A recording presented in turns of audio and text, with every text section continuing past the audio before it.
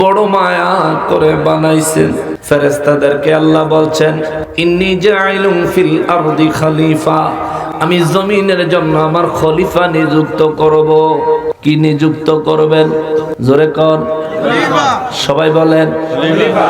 আল্লাহ কয় খলিফা নিযুক্ত করবেন। আল্লাহ বলেন খলিফা নির্বাচন করবেন পৃথিবীর জন্য। ফেরেশতারা কয়, আল্লাহ এদেরকে বানানোর কোনো দরকার নাই, যদি বানান এরা দুনিয়ায় মারামারি কাটাকাটি রক্তপাত খুনোখুনি করবে রে মালিক। ও আমার আল্লাহ, এদেরকে না বানাইলে কি হয় না, আমরাই তো আপনার ইবাদত করি, আপনার তাসবিহ তাহলিল পাঠ করি, যেভাবে হুকুম দিয়েছেন সেভাবে আমল করি গো আল্লাহ। ও রব্বুল ইজ্জাত, এদেরকে বানানো আমাদের মনে হয় কোনো প্রয়োজন নাই। রব্বুল ইজ্জাত ফেরেশতাদেরকে বললেন, ফেরেশতারা রে, আমি তোমাদের কাছে সিদ্ধান্ত জানতে চাই নাই, আমি আল্লাহ আমার সিদ্ধান্ত শুধুমাত্র তোমাদেরকে জানায়া দিলাম। জোরে বলেন আল্লাহু আকবার। রব্বুল আলামিন বলেন, আমি ফেরেশতাদের মানা করা সত্ত্বেও আমি আল্লাহ সিদ্ধান্ত নিয়ে তোমাদেরকে বানাইছি, আদম বানাইছি, আদম নবীরে বানাই আমি আল্লাহ। ফেরেশতারা যে নিষেধ করছিল, এই কথার জন্য ফেরেশতাদেরকে আমি আল্লাহ জনমের শিক্ষা দিছি। ফেরেশতাদের সামনে আদম নবীকে উপস্থিত করেছি।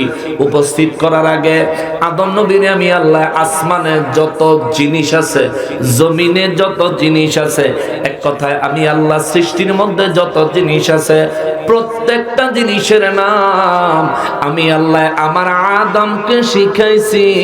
জোরে বলেন সুবহানাল্লাহ। আসমানে যত জিনিস আছে, জমিনে যত জিনিস আছে, আল্লাহ তামাম সৃষ্টিকুলের মধ্যে যত সৃষ্টি আছে, সবকিছুর নাম আদম নবীর শিখাইলেন কি? আল্লাহ। জোরে কও আল্লাহ। আরো জোরে আল্লাহ। তাহলে আদম নবী মূর্খ ছিলেন, নিরক্ষর ছিলেন, 1 2 3 আলিফ বাতা জানতেন না। আদম নবীর শানে এই কথা যদি কেউ বলে, এই ব্যক্তি বুদ্ধিমান না, আহাম্মক। আহাম্মক বেটা। আমারে শিক্ষা দিছে হয়তো দুনিয়ার কোন উস্তাদে, আদম নবীর শিক্ষা দিছে স্বয়ং আল্লাহ পাকে। সুবহানাল্লাহ। আরে আমি শিখেছি কোন না কোন শিক্ষা প্রতিষ্ঠানে, কয়েকজন শিক্ষকের কাছে। আর আমার নবী রাহমাতুল লিল আলামিন শিখেছেন আল্লাহ পাকের কুদরতের দরবারে। খুদ রব্বুল আলামিন নিজে উস্তাদ হইয়া আমার নবীজিকে শিখাইছেন। আল্লামাল কুরআন। আওয়াজ করে বলেন সুবহানাল্লাহ। বুঝলে অনেক বড় বিষয়, যদি না বুঝো তাহলে তোমারই ক্ষতি, আমাদের কিছু আসে যায় না। রব্বুল আলামিন ফেরেশতাদের কথা উপেক্ষা করে আল্লাহ আদম নবীকে বানালেন। আসমান এবং জমিনে যা রয়েছে প্রত্যেকটা বিষয়ের নাম আমার আল্লাহ আদম নবীকে শিখালেন। আদম নবী শিখলেন। এবার আল্লাহ ফেরেশতাদের সামনে আদম নবীকে উপস্থাপন করলেন। আল্লাহ ফেরেশতাদেরকে বললেন, বলো এই জিনিসের নাম কি?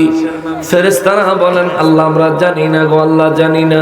আল্লাহ বলেন, বলো এই জিনিসের নাম কি? আল্লাহ আমরা জানি না। আল্লাহ বলেন, বলো ওই জিনিসের নাম কি? আল্লাহ আমরা জানি না, জানি না। ও আল্লাহ, আমরা ঠিক ততটুকুই জানি, আপনি আমাদেরকে যতটুকু জানাইছেন, এই জিনিসগুলোর নাম আপনি আমাদেরকে শিখান নাই গো আল্লাহ, সুতরাং আমরা জানি না রে মালিক।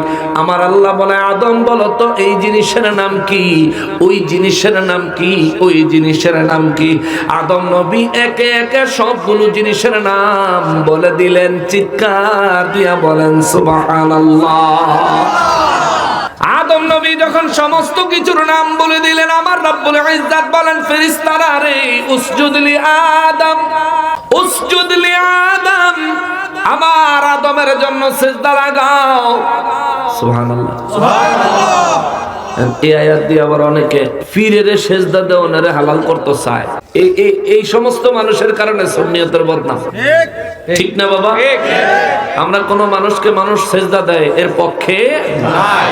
কোন ওলি আল্লাহর মাজারে কেউ সিজদা দেয় আমরা এর পক্ষে নাই। সোজা ক্লিয়ার। একেবারে স্পষ্ট মেসেজ। আমরা সেজদা মেজদার পক্ষে না। আমরা শাহজালাল বাবা যেই তরিকত নিয়ে এসেছেন, যেই সুন্নিয়ত নিয়ে এসেছেন, যেই দ্বীন ইসলাম নিয়ে এসেছেন, আমরা তার উপরেই কায়েম ও দায়েম রয়েছি, থাকবো ইনশাআল্লাহ। ফুলতলি সাহেব কেবলারা যেই পথ এবং মতের উপর রয়েছেন, আউলিয়ায়ে কেরাম বুজুর্গানে দ্বীনের যেই পথ এবং মত ফুলতলি সাহেব কেবলারা অনুসরণ করেন, বাংলাদেশের সমস্ত আউলিয়ায়ে কেরামের দরবারগুলো যারা আউলিয়ায়ে কেরামের সঠিক পথ এবং মতকে অবলম্বন করেন, আমরা ঠিক তাদের মতোই সঠিক পথ এবং মতকে অবলম্বন করি। কথা বলেন ঠিক কিনা? মাঝখানে যদি কেউ শিরক বিদআত কিছু করতে চায়, কেউ যদি করে, আমরা এগুলো সমর্থন করি না। শিরকের কোনো সমর্থন আমরা করি না। কিন্তু যারা শিরকের ফতুয়া গণ গণ দেয়, হেরাই পূজার মণ্ডপে যায় না। একেবারে ভুল কইলাম? ভুল না ঠিক? এত দুর্বল কা? ভুল না ঠিক? আসলে ঠিক। এত জীবন চিন্তা করতাম আমরা মাজার জিয়ারত করলে হেরা আমরা কয় মাজার বলে পূজা করি। আরে পূজাটা হেরা ফাইলটা কই? বিছরাইতে অহন ছায়া দেখি হাসিনা যে গেছে, এটা আল্লাহর রহমত। হেরা যাও না, কত সিনেমা দেখলাম, ঠিক নিও। সোনার জীবন ধন্য হয়ে গেছে বাংলাদেশে জন্মাইয়া। এই 2025 সাল 24-25 সাল যদি হায়াত না থাকতো, এত ফ্রি বিনোদন পাওয়া যাইতো না। ইসলামী দলের কমিটি বেলে আছে আবার হিন্দু। আরে মানে তারা ইসলামটাকে ধর্ম হিসেবে নয়, হ্যাঁ একজনে কইছে তো যে ইসলাম ধর্ম না, ইসলাম বলে কোনো ধর্মের নাম না। এরা ইসলামটাকে একটা লোগো হিসেবে ব্যবহার করে, ব্র্যান্ডিং হিসেবে ব্যবহার করে। প্রকৃতপক্ষে হাকিকি ইসলাম এদের মধ্যে আমরা দেখি না। ভিতরে আছে কিনা সবচেয়ে ভালো জানে কে? আল্লাহ। তারপরে হেদায়েত দেখ, জোরে কোনা আমিন, আর জোরে কোনা আমিন। মুসলমানেরা রে, আমার প্রিয় নবীর উম্মতেরা রে, আদম আলাইহিস সালাম কে আল্লাহ বললেন ফেরেশতারা রে, উসজুদ লি আদম, আমার আদমের জন্য সিজদা লাগাও। কেন? এটা হলো জরিমানা। কি জরিমানা? ওই যে কইছিলা বানাইতাম না, কইছিলা নি? জি আল্লাহ কইছিলাম সিজদা লাগাও। ফেরেশতারা দেরি করে নাই, লাগায় দিলেন সিজদা। ইবলিস চেক খাড়ায় রইছে। আল্লাহ কয় কি রে খাড়ায় লিকা? কয় আমি দিমুকা। কয় দিতি না কি লিগা? কানা খাইরুম মিনহু, আমি তার থেকে উত্তম। আল্লাহ কয় কেমনে? তার থেকে উত্তম কেমনে হইলি? ইবলিস চেক কয় খলাকতানি মিন নার ওয়া খলাকতাহু মিন তিন, বানাইছেন আমারে আগুন থেকে, তারে বানাইছেন মাটির থেকে।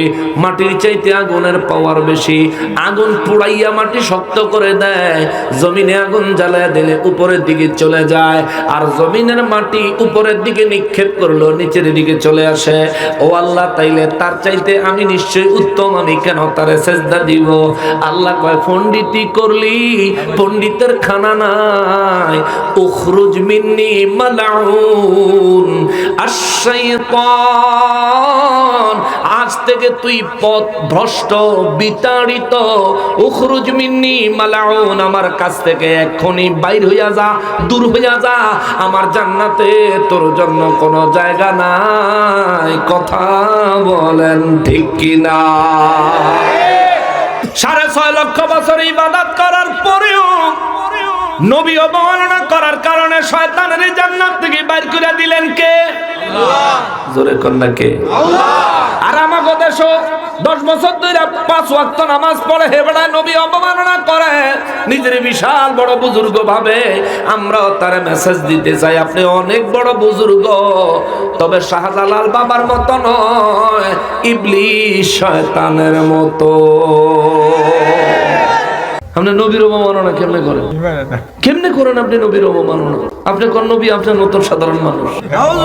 অথচ নবীর আঙ্গুল মুবারকের ইশারায় আসমানের চাঁদ 2 টুকরা হয়ে গেছে। সুবহানাল্লাহ।